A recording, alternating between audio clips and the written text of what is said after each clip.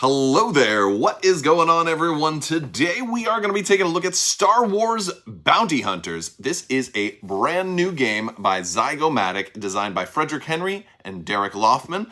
It is a card drafting game with a couple of interesting elements. We're going to show you how it plays and let you take a look at some of this game's mechanics. If you are new here to the channel, we do giveaways all the time. To enter to win those, you just have to be a subscriber and leave a comment on this or one of my videos. We're currently doing a $25 Amazon gift card giveaway. So if you're already subscribed, you're already halfway there. So make sure you click that subscribe button, like the video, share the video, all that great stuff. And let's dive in to Star Wars Bounty Hunters. So one of the things you're going to be doing in Star Wars Bounty Hunters is passing cards to the player to your left while you collect cards from the player to your right, drawing an extra card, and playing one card at a time. To do that, there's going to be 4 different piles of cards that you're going to reference. In the box, you're going to have 4 different reference cards. They are color-coded green, red, blue, and white. These represent targets, which are the character cards that are all these different type of characters that you're going to have bounty on. Yes, you're playing as the bad guys in Star Wars Bounty Hunter. You're going after Chewbacca or Grogu or Han Solo. It's a little abstract though, because there's going to be multiple Chewbaccas. For example, for Han Solo, there's going to be 6 of him. There's going to be 6 of Chewbacca's. You've got Kira in there. There's 5 of her. You know, there's going to be multiple. So it's got almost an aspect of set collection to it as well. These cards can go all above this deck, and you're going to use these cards here to mark which piles are which, because all of the cards have the same back. And yes, I did actually shuffle these without sleeves, so they're going to be slightly bent. I know this is a cardinal sin for tabletop gaming to actually shuffle cards without sleeves, but I went ahead and did it because this game wasn't super expensive, so I decided I'm just going to have fun with it. The second pile is going to be our bounty hunters. These are people who will go after these targets. They have a negative victory point cost on them. Now, to win the game, you're going to be the first person to capture 4 targets, but that doesn't guarantee winning. That's just one way to trigger Endgame. Then at the end of the game, you're going to play 2 more rounds after that. Whoever has the most points will win. So while you probably will win by being the first person to capture 4, you see, she's worth 10 points. Right? But bounty hunters have a cost. It costs 4 points. You go -4 to hire Din Djarin, the Mandalorian, to help bring her down. So there's a little bit of a give and take, and that's the bounty hunters deck. But you've got more. Their blue deck here.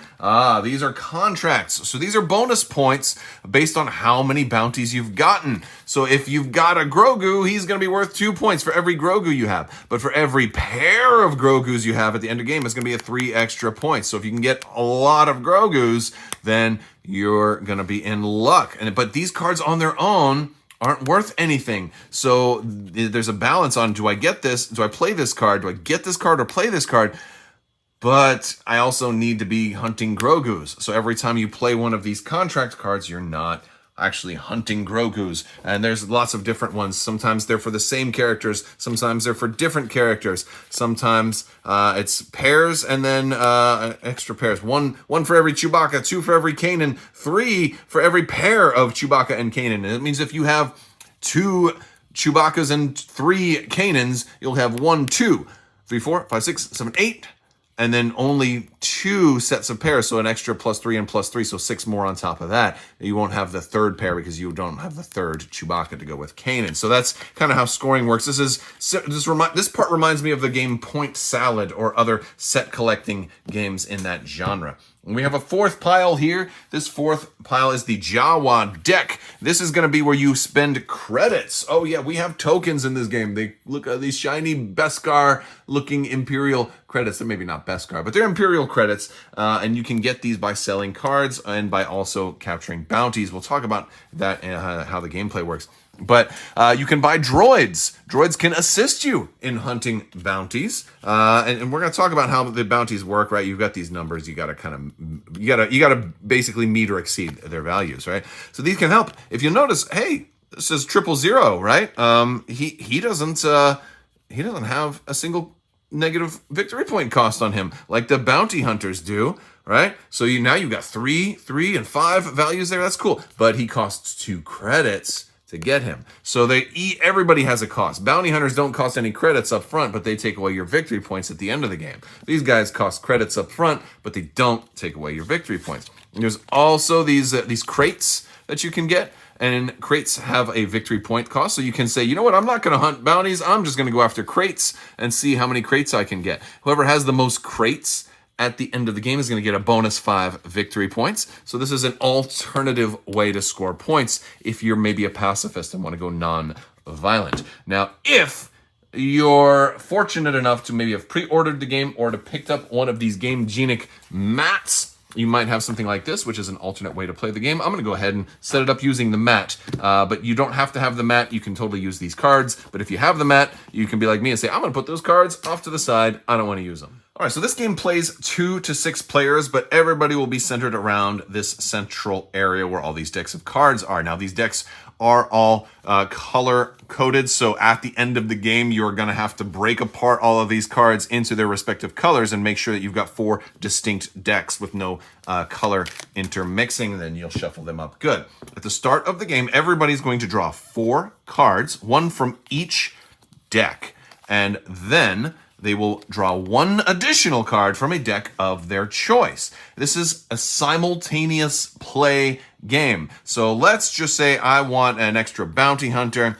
Boom. All right, so now I've got an extra bounty hunter. I'm going to have the opportunity to play 1 card or sell 1 card, but I can only do one of the 2. And to play a card, I'm going to lay it down in front of me. So I might, let me pull this back here, and I might say, okay, I am going to play a bounty hunter and get ready to potentially do a bounty. I could do that. Or alternatively, I could say, you know what, I am putting out a hit on Senator Padme Amidala. She's been not been doing her duties. I'm going to go after her. But then all the rest of these cards in my hand, I'm going to then pass them. So once I choose the card that I'm going to play, I'm going to take that, I'm going to set it face down. Everybody at the table will do the same thing. We're all playing at the same time. I'm going to take all of these cards now, because that means I'm not going to be able to have Zeb. So if I had Zeb, I wouldn't be able to hold on to this card. So I then take all the rest of these cards and I'm going to pass them to the player on my left. And then I'm going to get the cards from the player on my right. Once everybody's done, we're going to flip all these cards over. Everybody reveals what they're doing, and then play continues. You will draw 1 more card, and I'll look at the cards that I got from the player to my right. Oh, okay, cool. Ooh, this bounty hunter is going to be really good for going after her. Or I could play another Padme Amidala. Oh, this is a different version of her. See, if you notice, there's the different versions of Padme are going to be different. So the game's kind of abstract because it's okay, is this the Clone Wars? How many Padmes are there, and why is this one values so different? So let's talk about these values and what we need to actually do with those. So when I go ahead and decide I want to play a bounty hunter, I'll lay it next to an existing mark. I can also, if I don't have any marks out, any targets, I can just play bounty hunters, but then my next bounty hunter or droid will have to team up with him. I can't have multiple separate groupings of bounty hunters, but I can have multiple separate groupings of targets. But once I play a target, she'll have to go towards my bounty hunter line. So that's something to think about. So you kind of want to have more targets out first and then be able to choose which bounty hunters and potential droids that you get and go from there. Now, again, as you get more and more cards, you can then add them. So on a subsequent turn, I can add 1 more, and then I'll put it there. And now, once my values meet or exceed her values here, then I will go ahead and capture that target, then turn her this way. Now, these colors don't actually mean anything. It's not like green represents force, blue represents energy shields, and red represents the Fire Nation. They are just abstract numbers that represent different requirements to capture that character.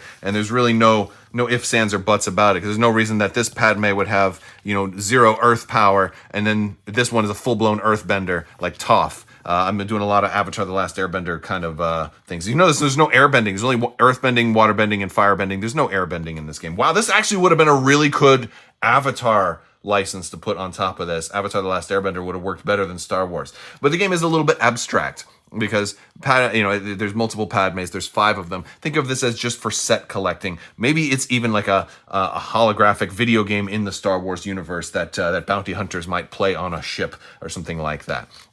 So Once I have enough to meet her, I'll go ahead and turn that sideways. I now have 7 points, -4, -1, so it's a net total of 3 points for endgame scoring.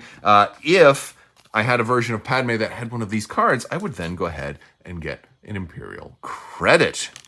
How else can you get credits? Let's talk about that. So it's my turn. Let's say I decide to draw my 5th card like you're going to do at the start of each turn.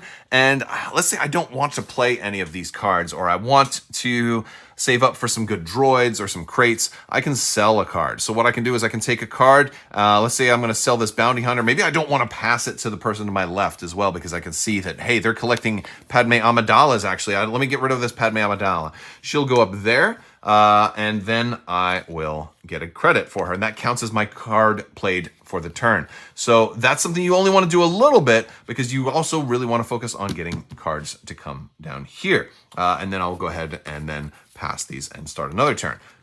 As play continues to go, I will keep getting the cards from the player to my right and taking a look at what's here. Grogu is actually worth a ton, this version of Grogu at least, but he has also extremely steep requirements. And all the more reason why you might want to save up some credits for some droids. You will also have the option of electing somebody to be the guild leader. They will hold this turn, this basically game turn card, which reminds everybody the flow of the game and has some additional end of game stuff. There's also the option to get a free contract card if somebody basically if you basically capture somebody that has a free contract on them. You'll notice that Grogu here has the free Imperial credit, but you may see some that have this symbol as well, and if so, then you get to get a contract and play that. Now these also account for endgame scoring, so the more different targets that you're able to get, the better these contracts will pay off. Although I don't have one for Padme yet. This one's for Chewbacca's. There's all kinds of different ones. So there's all kinds of different set scoring that you can do. There's one for Padme's. So if this one were to come up and I was hunting Padme's, I'd want to make sure I grabbed this one for bonus points at the end of the game.